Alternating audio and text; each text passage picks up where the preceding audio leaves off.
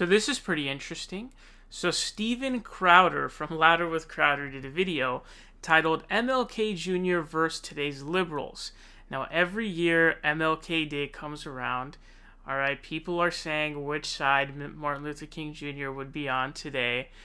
And there are quite a few conservatives who say that MLK would be a conservative by today's standard, or he was a conservative, some people even say.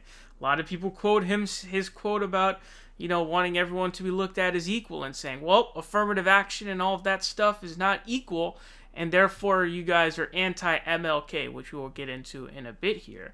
But Steven Crowder does bring up some positions of MLK that don't particularly line up with today's left wing, which is true. And the biggest one I think of that, obviously he was a pastor, and so he was not, he didn't see being gay as this normal thing, obviously, at the time. But let's hear what Steven Crowder has to say. Thought experiment, because this is what really bothers me. You have some people who say, well, the right's been hijacked by the far right, and the left is most people are in the middle, and you have some radical leftists. You hear this a lot, like people talk about the social justice left and the anti-free speech, but that's not a big percentage. You're strawmanning. Okay, Martin Luther King Jr., all right, let's put him side by, he's column A. Column B is every single one of the currently left, I think, 1,900 candidates for the DNC on a national platform. Where do you think they would agree? All right. LGBTQAIP agenda. Nope. Okay. The importance of family being the central building block of Western society. Nope. Okay. The Constitution, the Founding Fathers, the First Amendment, the Second Amendment. Nope. Okay. How about the idea of equal rights and viewing people on the, seeing them through the content of their character rather than the color of their skin? Nope. That goes against intersectionality. That goes against identity. Name me one issue where Martin Luther King Jr. and Debbie Wasserman Schultz or Elizabeth Warren or Bernie Sanders or Cory Booker's not any, who's in anymore? Take your pick. One where they would line up. One where Martin Luther King Jr. would say, that's my pick, let alone the roster at MSNBC or CNN or Think Progress. You tell, what, is it they might support a slightly higher tax? Is that it? By the way, slightly higher tax meant a little bit of a different thing, even if Martin Luther King Jr. supported it, compared with Bernie Sanders, 90% would be a good thing. So again, you can't even get into economics and say they would line up. Something else that I think is pretty important, again, because this is why we praise Martin Luther King. Look, so he goes through all the stuff that MLK would be deemed a conservative on, and those points are mostly true for the most part. His position on gay folks, back then, obviously at the time, that's what he's going to be. Also, he's a pastor, so, that's not surprising at all. Although I do firmly believe that he would have changed his opinion. I seriously do firmly believe that.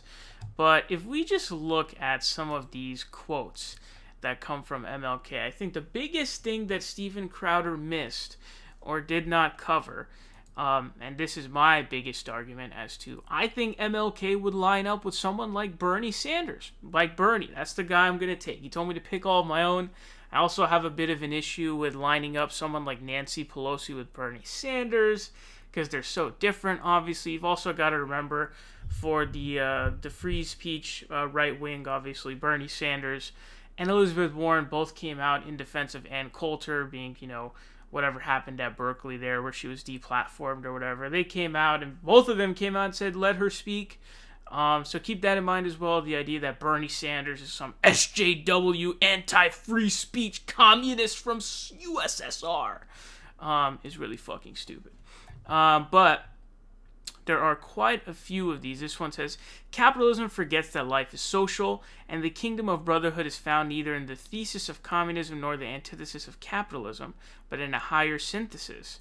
Call it democracy or call it democratic socialism, but there must be a better distribution of wealth within this country for all God's children.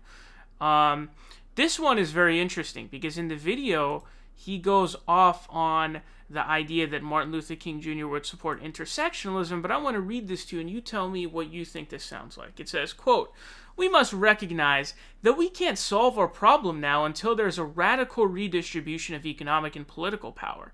This means a revolution of values and other things. We must see now that the evils of racism, economic exploitation, and militarism are all tied together. you can't really get rid of one without getting rid of the others. The whole structure of American life must be changed.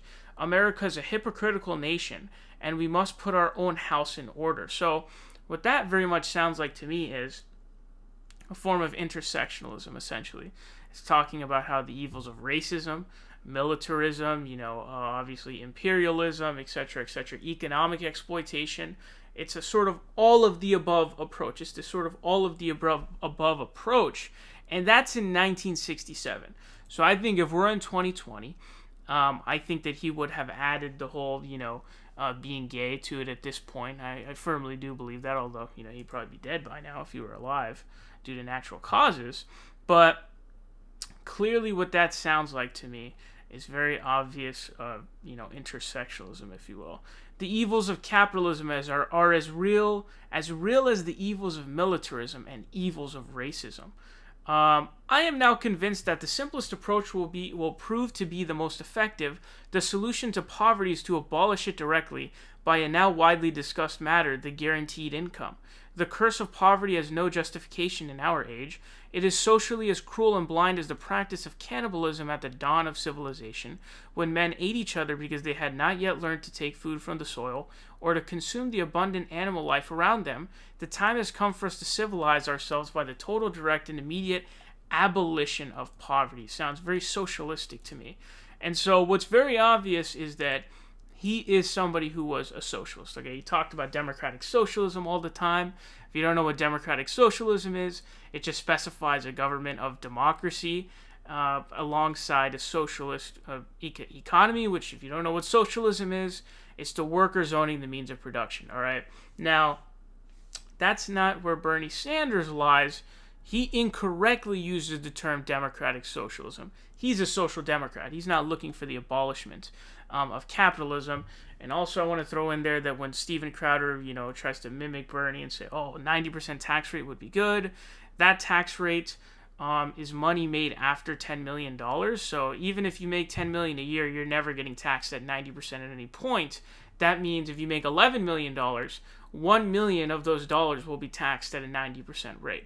That's what that means. And there are about 16,000 people in the country out of about 350 million in the country who make that much money. So, let me just add some context in there to show you how stupid that is.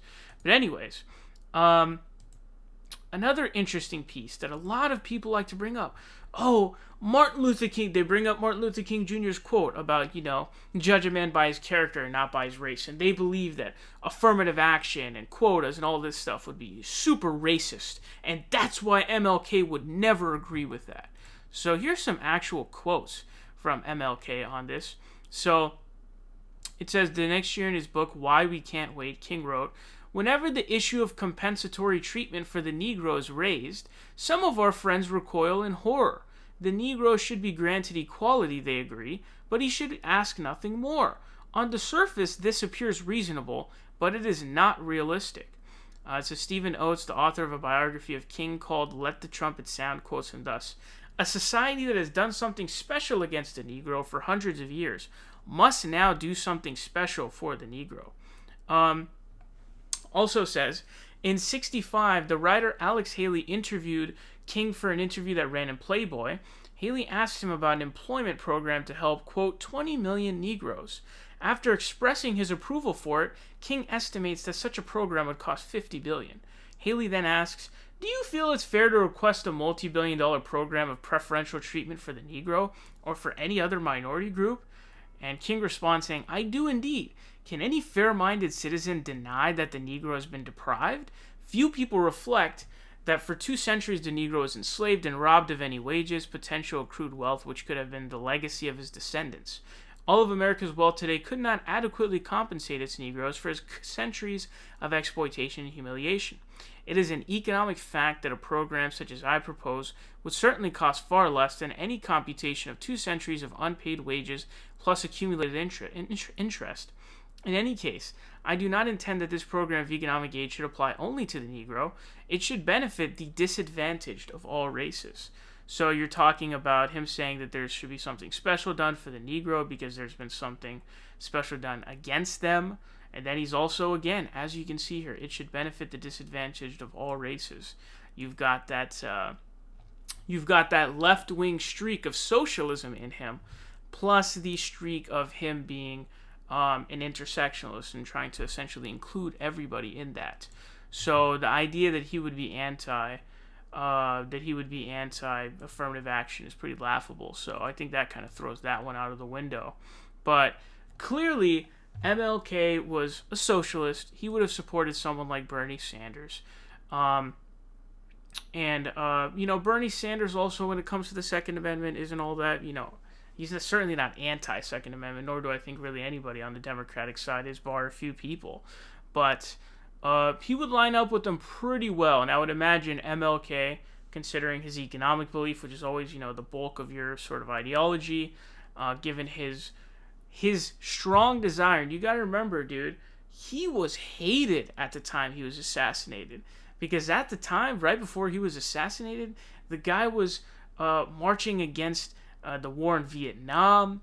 He was fucking, he had his Poor People's Campaign. His new shifted goal was to essentially have economic justice after the Civil Rights Act and all of this stuff was, had gone through. So he basically had already done his switch to being this guy who was focused on economic justice and this left-wing guy. And so I feel like the proof is in the pudding on that. I really do. He was incredibly unpopular at the time that he was assassinated.